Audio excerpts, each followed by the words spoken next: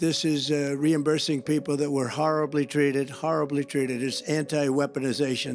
The Justice Department has announced a nearly $1.8 billion fund that it says will be used to compensate people who have suffered weaponization and lawfare. They say it'll have the power to issue formal apologies and monetary relief owed to claimants, and that on a quarterly basis it will send a report to the Attorney General outlining who has received a relief and what form of relief they did receive. The so-called Anti-Weaponization Fund actually totals $1.776 billion, an apparently symbolic move to match the country's founding year.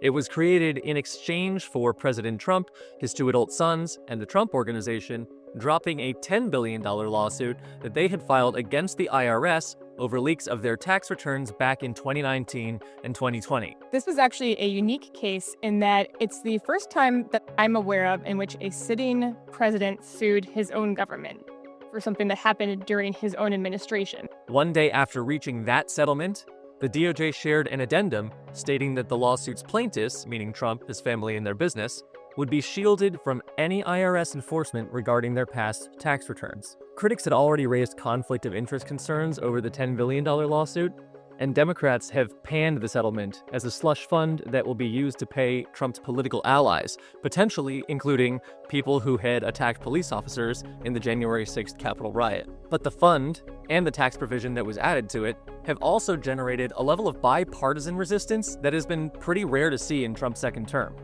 It's also prompted a growing number of lawsuits. Here's what you need to know.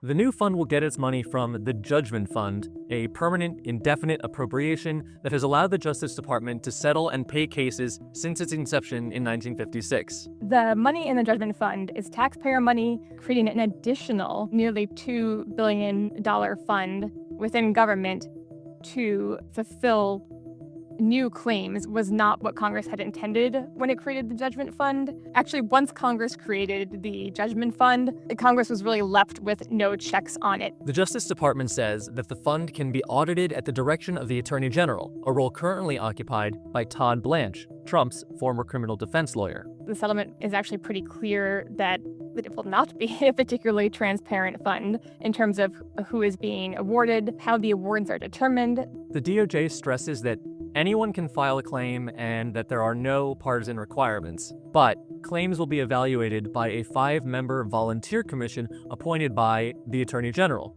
with just one of those members being selected in consultation with congressional leaders. What's more, Trump will be allowed to fire commissioners without cause, to be replaced by the Attorney General. Trump said in a Truth Social post recently that the fund would bring justice to people who he says were victimized under the Biden administration. The fund is set to process claims through most of Trump's term, ending in December 2028. Any remaining balance left in the fund will revert to the federal government. The money can go into any account of the president's choosing.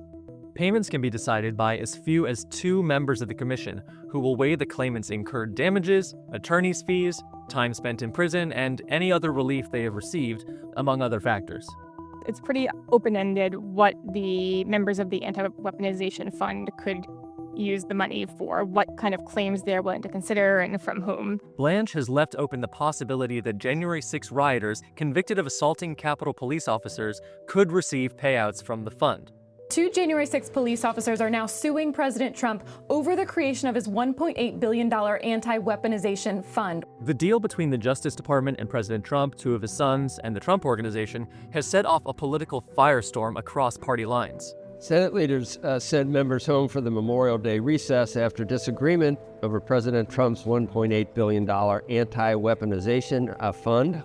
Some legal experts say that Congress has the best shot at challenging the fund, and members of Congress have already put forward legislation to do just that. The Problem Solvers Caucus co-chairs, Republican Brian Fitzpatrick of Pennsylvania and Democrat Tom Suozzi of New York, are teaming up to try and shut down the controversial anti-weaponization fund at the Justice Department. President Trump, for his part, has denied involvement in the settlement that created the fund. I know very little about it. I wasn't involved in the whole creation of it. There's not necessarily anything overtly illegal about this, but Constitutionally, we do want Congress, the representative branch, to be the one deciding, at least in the broad sense, how taxpayer money is used. And this really does create an end run around that.